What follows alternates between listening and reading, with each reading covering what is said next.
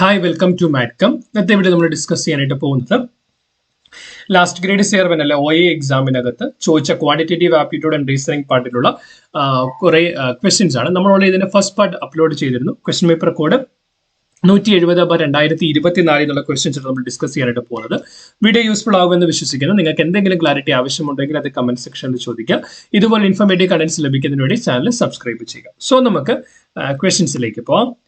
So ചോദ്യം ഇങ്ങനെയാണ്: 1, 8, 27, 64, 125. ഇത് വളരെ എളുപ്പമുള്ളൊരു സീക്വൻസ് ആണ് തന്നിരിക്കുന്നത്. കാരണം തന്നിരിക്കുന്നത് നാച്ചുറൽ നമ്പറുകളുടെ ക്യൂബുകളാണ്. 1 എന്ന് പറയുന്നത് 1ന്റെ ക്യൂബാണ്. 8 എന്ന് പറയുന്നത് 2ന്റെ ക്യൂബ്, 2 × 2 × 2. 27 എന്ന് പറയുന്നത് 3ന്റെ ക്യൂബാണ്. 64 എന്ന് പറയുന്നത് 4ന്റെ ക്യൂബാണ്. 125 എന്ന് പറയുന്നത് 5ന്റെ ക്യൂബാണ്. അങ്ങനെയാണെങ്കിൽ അടുത്തത് വരുന്നത് 6ന്റെ ക്യൂബ് ആയിരിക്കും. 6ന്റെ ക്യൂബ് എന്ന് പറയുന്നത് ഓപ്ഷൻ ബി 216 ആണ് ഇവിടുത്തെ ഉത്തരവെന്ന് പറയുന്നത്. ക്ലിയർ. നെക്സ്റ്റ് വൺ തന്നിരിക്കുന്ന സീക്വൻസ് 9, 11, 15. നമ്മളെ വിട്ടുപോയത് കണ്ടുപിടിക്കണം. 29, 39. യൂഷ്വലി ഫസ്റ്റ് നമുക്ക് ചെയ്യാവുന്നത് ഡിഫറൻസ് കണ്ടു നോക്കാം. 9ൽ നിന്ന് 2 കൂട്ടിയാൽ 11 കിട്ടും. 11നോട് കൂടി 4 കൂട്ടിയാൽ 15 കിട്ടും. ഇവിടെ നമുക്ക് തന്നിട്ടില്ല. സോ 29നോട് കൂടി 10 കൂട്ടിയാൽ 39 കിട്ടും. സോ നമുക്ക് നോക്കുമ്പോൾ തന്നെ മനസ്സിലാവും. 2, 4, 10. അപ്പൊ ഇവിടെ എന്ത് വരാം? 6 വരാം, 8 വരാം. കറക്റ്റ് ആവുമെന്ന് നോക്കി. 15, 6, 21.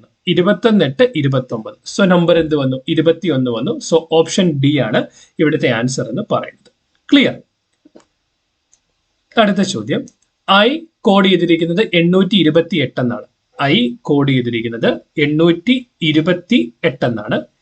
ARM ആം കോഡ് ചെയ്തിരിക്കുന്നത് 639 എന്നാണ്. ആം കോഡ് ചെയ്തിരിക്കുന്നത് 639 എന്നാണ്.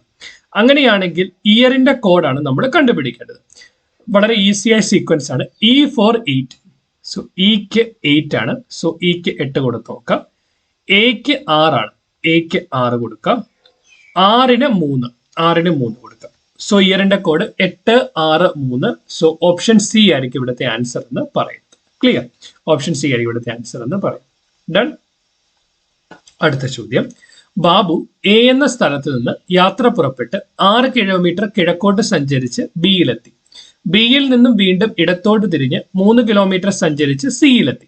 സിയിൽ നിന്ന് വീണ്ടും ഇടത്തോട്ട് 6 കിലോമീറ്റർ സഞ്ചരിച്ച് ഡിയിലെത്തി.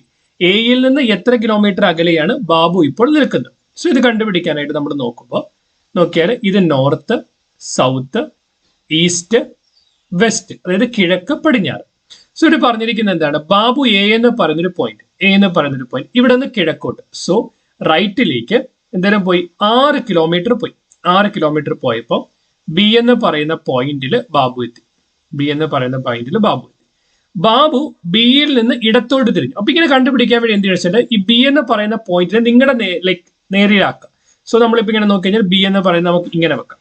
ഇങ്ങനെ വെച്ചാൽ ഇവിടെ നിന്ന് ഇടത്തോട്ട് തിരിയണം. സോ ഇവിടെ നിന്ന് ഇടത്തോട്ട് തിരിയുക എന്ന് പറഞ്ഞാൽ ഈ ബിയിൽ നിന്ന് നേരെ മുകളിലേക്ക് ഇടത്തോട്ട് തിരിഞ്ഞു. എത്ര കിലോമീറ്റർ യാത്ര ചെയ്തു? 3 കിലോമീറ്റർ. 3 കിലോമീറ്റർ യാത്ര ചെയ്ത് സിയിലെത്തി. ദെൻ സിയിൽ നിന്ന് വീണ്ടും ഇടത്തോട്ട് യാത്ര ചെയ്ത് 6 കിലോമീറ്റർ. സിയുടെ ഇടത്തോട്ട് എങ്ങനെയാണ്? 6 കിലോമീറ്റർ യാത്ര ചെയ്ത് ഡിയിലെത്തി. സോ ഇനി എ ഇപ്പം എന്താണ് ചോദിച്ചിരിക്കുന്നത്? ബാബു ഇപ്പോൾ നിൽക്കുന്നത് എയിൽ നിന്ന് എത്ര കിലോമീറ്റർ അകലെയാണ്? സോ എ ആണ് സ്റ്റാർട്ടിംഗ് പോയിന്റ്. ഇങ്ങനെ പോയി. സോ നേരെ പെർപെൻഡിക്കുലർ ആയിട്ടാണ് വന്നിരിക്കുന്നത്. സോ അങ്ങനെയാണെങ്കിൽ ഇവ തമ്മിലുള്ള ദൂരം എന്ന് പറയുന്നത് ബി സിയുടെ ലെന്ത് തന്നെയായിരിക്കും. ബി സിയുടെ ലെന്ത് 3 ആണെങ്കിൽ എ ഡിയുടെ ലെന്ത് 3 തന്നെയായിരിക്കും. സോ അവ തമ്മിലുള്ള ദൂരം എന്ന് പറയുന്നത് ഓപ്ഷൻ ബി 3 കിലോമീറ്റർ ആണ്. കറക്റ്റ്. അടുത്ത ചോദ്യം. ഒരു വരിയിൽ അഞ്ജുവിന്റെ സ്ഥാനം മുൻപിൽ നിന്ന് 11ാമത്തെ ആളും പുറകിൽ നിന്ന് 7ാമത്തെ ആളുമാണ്. വരിയിലാകെ എത്ര ആളുകളുണ്ട്?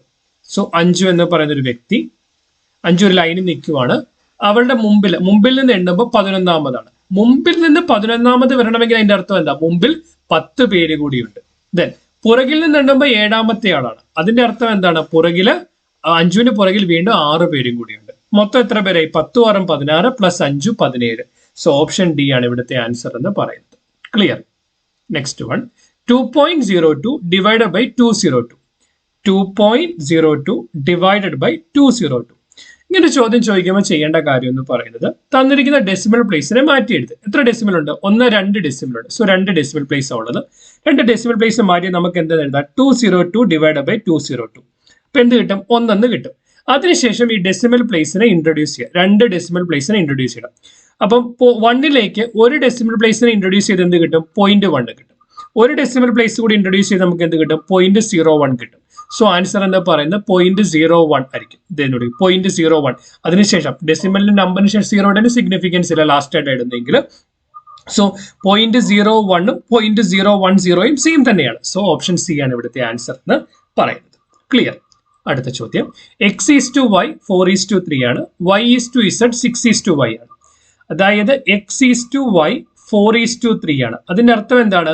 x/y എന്ന് പറയുന്നത് 4/3 ആണ്. നെക്സ്റ്റ്, y/z എന്ന് പറയുന്നത് 6/5 ആണ്. y/z എന്ന് പറയുന്നത് 6/5 ആണ്. അല്ലെങ്കിൽ എന്ത് പറയാം?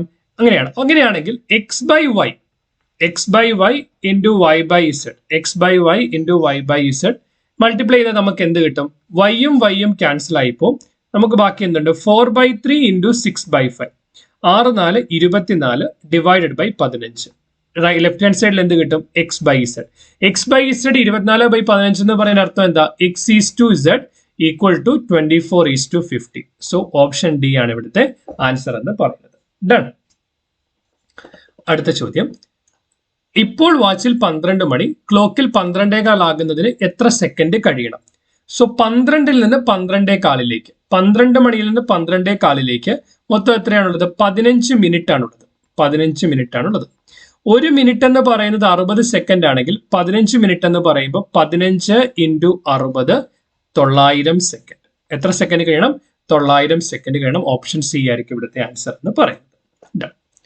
അടുത്ത ചോദ്യം, അബുവിന്റെ ഇപ്പോഴത്തെ പ്രായം മകന്റെ പ്രായത്തിന് 4 മടങ്ങാണ്. 4 വർഷം മുമ്പ് അത് മകന്റെ പ്രായത്തിന് 7 മടങ്ങായിരുന്നു. അങ്ങനെയാണെങ്കിൽ അബുവിന്റെ പ്രായം എത്ര?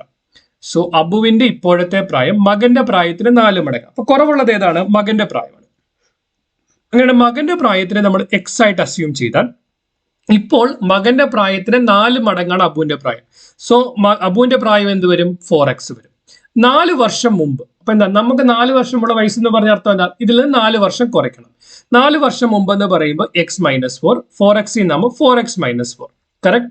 അപ്പോൾ മകന്റെ പ്രായത്തിന്റെ 7 മടങ്ങായിരുന്നു അബുവിന്റെ പ്രായം. അതായത് 4 വർഷം മുമ്പുള്ള മകന്റെ പ്രായത്തിന്റെ 7 മടങ്ങ് ഈക്വൽ ടു 7 ആണ് എന്ത്? 4x - 4 എന്ന് പറയുന്നത്.